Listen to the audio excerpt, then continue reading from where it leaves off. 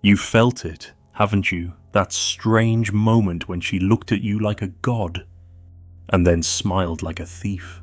It wasn't desire, it wasn't even admiration. It was the quiet measurement of your ruin, like a priestess in a forgotten ritual. She kissed your lips only to see if they trembled. She asked for honesty, but flinched at truth. She said, "Love me," but only so she could measure how far you'd fall. There is a silence behind her laughter, and it is not peace, it is conquest. You've mistaken softness for surrender, but she was never kneeling, she was crouching. And the moment you believed she was yours, that's when she began to win. You don't remember the first time this pattern appeared. Maybe it wasn't even her. Maybe it was your mother's silence, or a glance from someone long buried. But it returns. Again and again, that same look, that same loss. And still you offer love, and still she tests your power.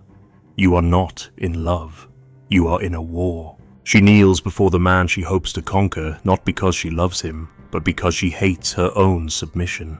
She does not love you, she studies you, the way a serpent watches the warmth of prey before striking, not out of hunger, but out of instinct. You thought her admiration was genuine, but you did not hear the echo beneath her voice. Praise is not purity, it is calculation. She watches your confidence the way a hunter watches a stag marveling at the antlers. Yes, but only to imagine the moment they shatter. And when she asks for love, she is not asking for tenderness, she is asking for leverage. You thought she was delicate, you thought she was drawn to your strength as comfort. But strength is not comfort. It is the rope she intends to pull until you bend. You gave her warmth, thinking she needed it. But she needed something colder, something harder, something she could test herself against. Because what she truly craves is not love. It is domination that does not confess itself. Power wrapped in silence. The kind of man who sees through her softness and does not flinch. The kind of man who, even when adored, does not fall into need. You failed her the moment you became grateful. You called her beautiful. You offered affection. You tried to protect her. But she already had protection. She grew up mastering it. Her beauty was her fortress. Her pain, her blade. The moment you believed you were saving her, you lost. She was never in danger. You were. Her asking for love was a mirror. She wanted to see what you would give up. Would you betray yourself? Would you kneel in response to her tears? Would you confess when she withheld? She asks for love only from the man who has not yet surrendered to her gaze. She smiles at compliments but forgets them. She remembers only the man who did not flinch when she walked away. The man who loved her and would leave her. That man burns into her mind because he mirrors her own cruelty. And what is love to her? Not the giving of souls, but the theater of conquest. Love is how she measures power. Love is the game where she weeps, not to be held, but to see if you obey. She does not cry for your arms. She cries to see if you'll kneel. She becomes the child to rule the father, the victim to control the judge, the queen who never wanted a king, only a subject that believes he is a king. And if you break before her softness, you will never rise again in her eyes, because once she sees that you crave her approval more than your truth, she knows it is over. She will stay, perhaps, but only to mourn what you once were. The strongest worships nothing, not even her, and that is the only kind of man she cannot destroy. You still don't believe it, do you? You think she loved you, but love, to her, was a battlefield, and you brought flowers. You thought she wanted peace, but peace is unbearable to the one who was born into tension. She was raised to control not by desire, but by necessity. And so she seduces not with lust, but with absence. She rewards not with kisses, but with withdrawal. Her most powerful moment is not when she says yes, it is when she says nothing. And in that silence, you offer your soul, your secrets, your spine. That is when she knows you are no longer dangerous, You are hers. And so she grows cold. Withdrawn, bored, you mistake it for indifference, or depression, or mood. But no, it is simply the aftermath. The ritual is complete. The priestess has taken the offering. The altar is empty. You ask what went wrong. You ask how it changed, but it never changed. She was always watching, always testing. You were not her beloved, you were her mirror. And the moment your reflection no longer fascinated her, she turned away. There are men who think love is about proving devotion, but she does not want devotion. She wants resistance. She wants a man who cannot be moved by her storms, a man who would still walk away, even after she weeps. Not because he is cruel, but because he is sovereign. You once stood like that. You once had your silence. You once had your edge. And that's when she was drawn to you, not because you chased her, but because you didn't. She does not want to be the center of your world. She wants to orbit a man whose world does not collapse at the sound of her voice. She wants to feel small next to a man who does not need her approval to breathe. Because only then does she feel safe, not in love, but in awe. And yet you surrendered, bit by bit. You became softer, kinder, more pleasing. You began to fear losing her.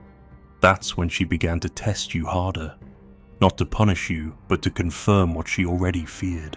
That you are no longer the man she wanted. There is no recovery from this. Not by apologizing. Not by doubling down on affection. That will only hasten your end. If you beg, you die in her eyes. If you explain, you vanish. If you plead, you confirm everything she was afraid to admit. That your strength was a mask, and the mask has fallen. She asks for love. But she means, will you stand against me and not flinch? She says she wants connection, but she means, can you remain still when I scream?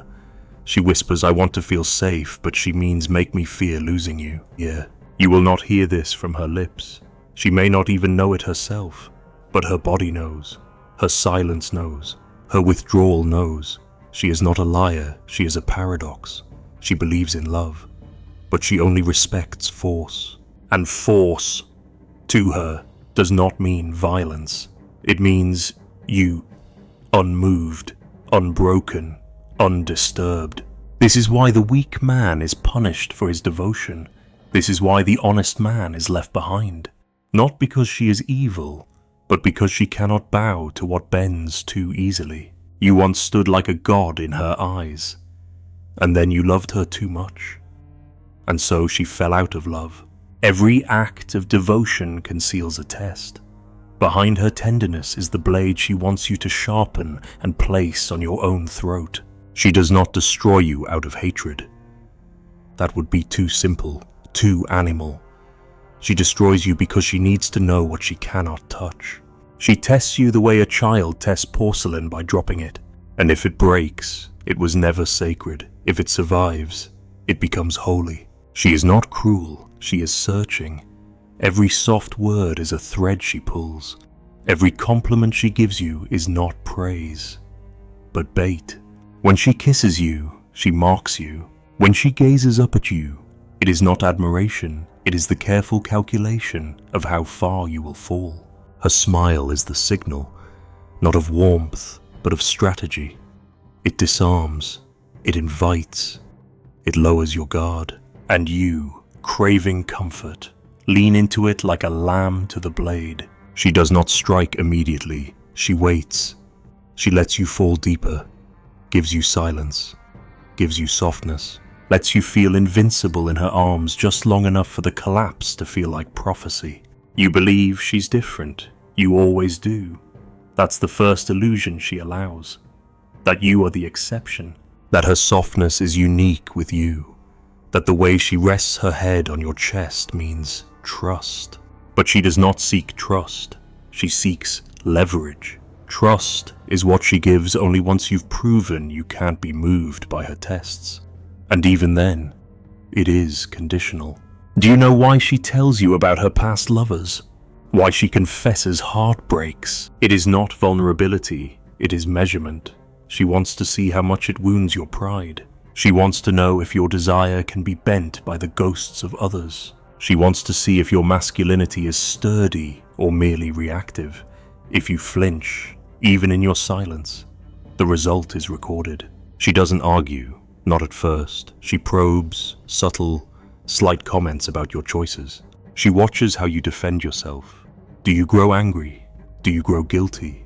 Do you over-explain? With every reaction, she updates the blueprint. You are not a man in her arms. You are an idea under revision, and if you ever make her your god, she will punish you like one. Because the moment you place her above your own instinct, the moment you sacrifice your judgment for her mood, she knows she has become the center. And no woman respects the man who places her above his truth. Not because she is ungrateful, but because she is now alone in the presence of a weaker will. You have misunderstood her every test as affection. But she never wanted affection. She wanted proof. Proof that she could not undo you. That her beauty, her pain, her moods, her distance, none of it could shake your core. She does not long to be loved. She longs to be challenged, to feel the outline of a man who will not kneel, even in desire. That is her safety. That is her secret hunger. And so she tests. She disappears for days.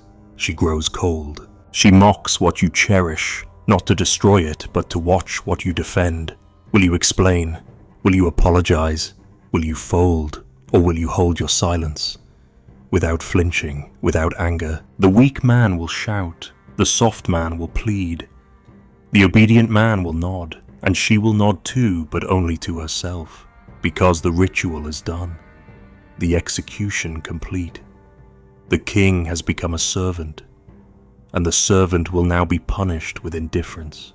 She keeps the strongest part of herself hidden, not because she is deceptive, but because she is afraid.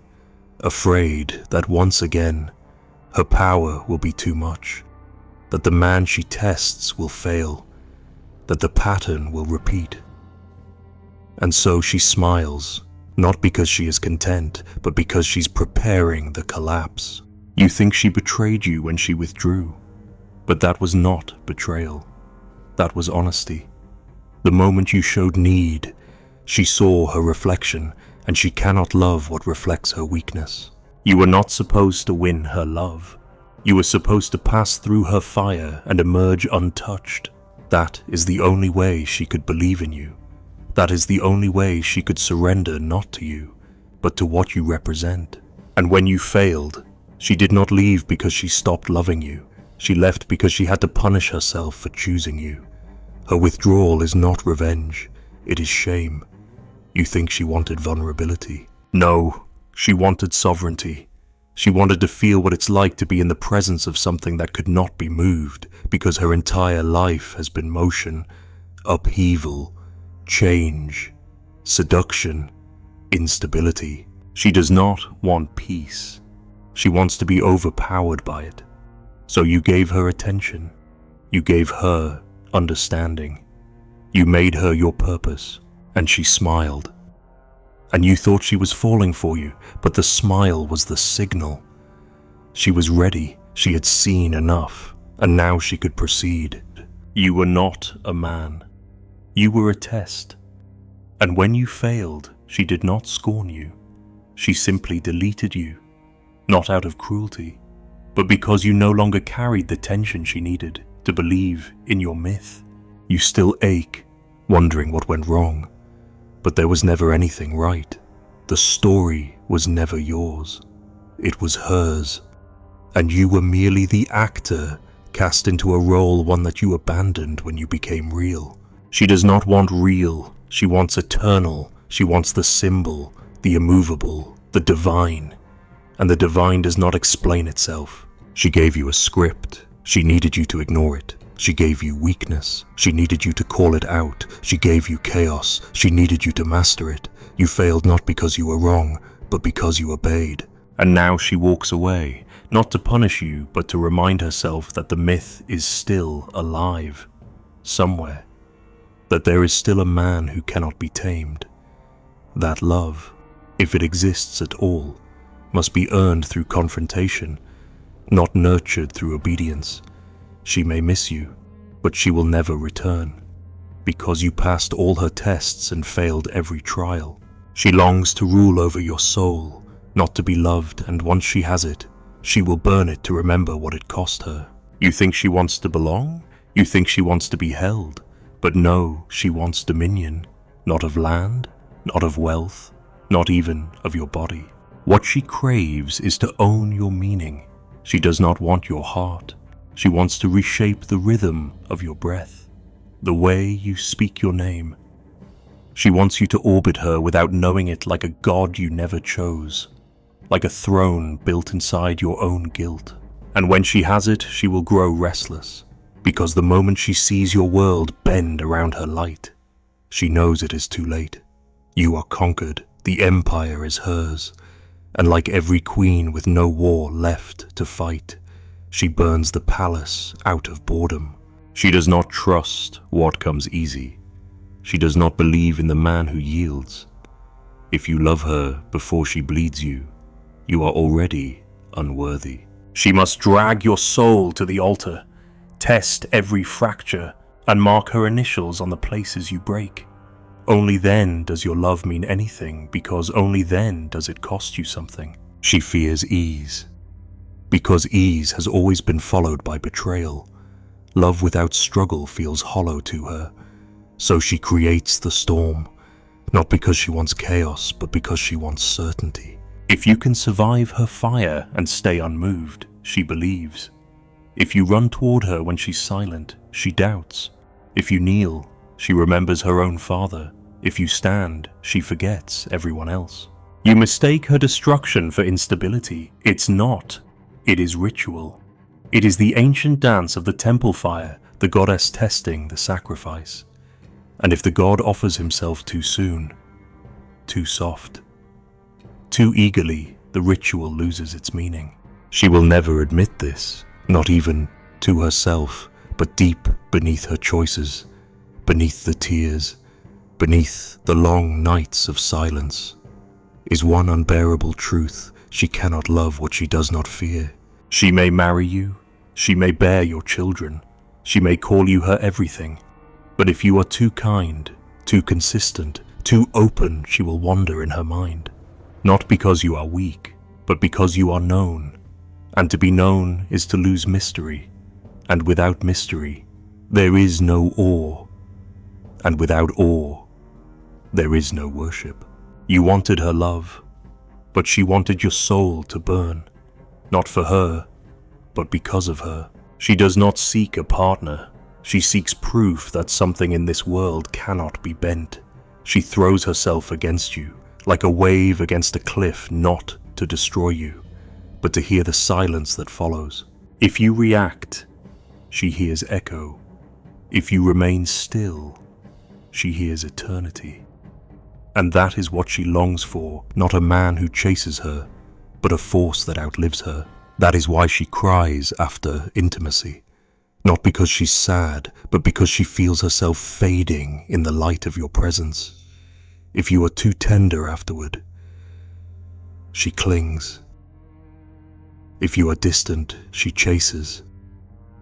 If you fall asleep, she stares. She is not asking for closeness. She is asking for a throne to kneel before. One she cannot move, one she cannot ruin, one she can test for years and still find whole. But the moment she sees your love as need, the spell breaks. You become soft clay, shapeable, predictable, familiar, and she does not build kingdoms with clay. She wants the mountain that does not move even when she screams. She wants the man who loves her without making her God. She wants the father she could not command, the brother who vanished too soon, the myth that refused to answer her prayer. She wants to rule over a mystery that denies her, and once she has your soul, she realizes the war is over. And she was born for war, so she sets fire to what she won, not because she hates you, but because she needs to feel loss. Loss is how she knows it was real. And when she leaves, She will not rage. She will not explain. She will say she loves you, and she will mean it, but she will not stay. Because to stay would be to live in the ruins of her own desire, and she cannot survive in what she has conquered. So she turns cold, withdraws, finds fault in things she once adored. And you, still begging for the version of her that never existed, begin to shrink. You ask yourself, what did I do wrong? And the answer is simple. You let her win. You thought winning her meant loving her, but it meant resisting her. It meant standing even when she cursed you. It meant silence in the face of her chaos. It meant smiling when she tested you, not out of cruelty, but out of knowing. Knowing that she cannot destroy what she cannot define. But now you are defined. You are categorized, filed, closed. She has seen your rage. She has seen your grief. She has seen your longing. And she has seen your obedience. That was the final test. The moment you obeyed her sorrow instead of your stillness, she crowned herself queen. And no queen respects a man who lets her rule. She wants to be dethroned, secretly, slowly, without being told. She wants the kiss that denies her plea. She wants the man who says no with no anger. She wants to be denied, not as punishment but as proof that the divine still exists. Because if you give her everything, you become nothing. And if you become nothing, she forgets. You still hold on to hope, but hope is the thing she despises most. Because it reveals your weakness, your dependency, your unfinished spine.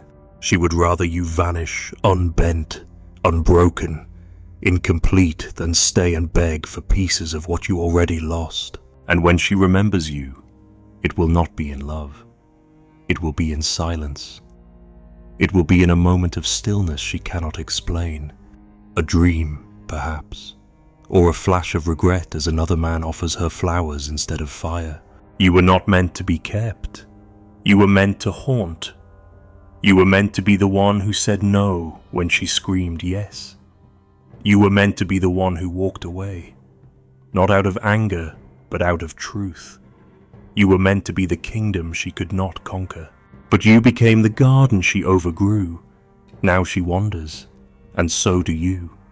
Two souls, ruined by what they could not hold. Somewhere in her room, beneath perfume bottles and old rings, she keeps something small, not yours, but once touched by you. She doesn't look at it, but she hasn't thrown it away, not because she remembers, but because she fears she never will.